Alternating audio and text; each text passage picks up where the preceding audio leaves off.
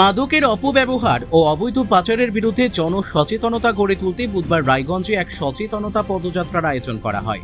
রায়গঞ্জ থানা থেকে শুরু হওয়া এই পদযাত্রা ঘড়িমোড় পর্যন্ত যায়। সেখানে পথনাটিকার মাধ্যমে সাধারণ মানুষের কাছে মাদক বিরোধী বার্তা পৌঁছে দেওয়া হয়। বেলা আনুমানিক 11:15 নাগাদ আয়োজিত কর্মসূচিতে উপস্থিত ছিলেন নেশামুক্ত ভারত অভিযানের জেলা কমিটির সদস্য প্রসেনজিৎ সেন। তিনি জানান, সমাজকে মাদকের কুফল সম্পর্কে সচেতন করতেই এই উদ্যোগ। এই দিনের পদযাত্রায় রায়গঞ্জ থানার একাধিক পুলিশ আধিকারিকও অংশ নেন এবং কর্মসূচির প্রতি সমর্থন জানান।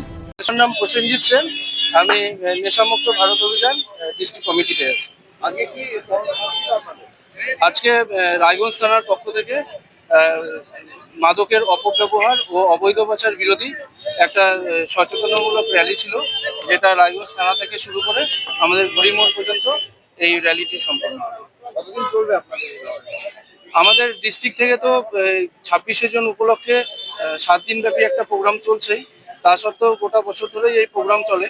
তো রায়গঞ্জ পুলিশ জেলা প্রত্যেকটা থানাতেই এই প্রোগ্রামটা করছে। তো আজকে রায়গঞ্জ থানার পক্ষ থেকে এই কর্মসূচিটা গ্রহণ করা হয়েছে। রায়গঞ্জ থেকে বিথিকা পালের রিপোর্ট, কুলিক নিউজ।